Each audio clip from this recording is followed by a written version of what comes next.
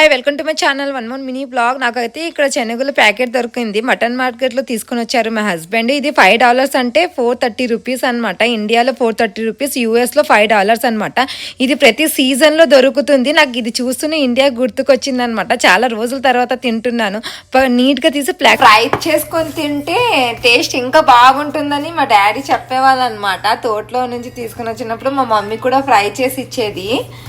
చాలా రోజులైంది. నేను మొన్న పటేల్ బ్రదర్స్ లో చూసాను, కొన్ని తీసుకుని వచ్చి ఇంట్లో నేను ఫ్రై తీసుకొని తిన్నాను. చాలా బాగా నచ్చినాయి నాకు కూడా. వీకెండ్ కదా అని టైంపాస్ ఇంట్లోనే ఉన్నానని ట్రై చేస్తున్నాను. చెవి తినే కన్నా ఇవి ఫ్రై చేసుకొని తింటే ఇంకా బాగుంటుందంట.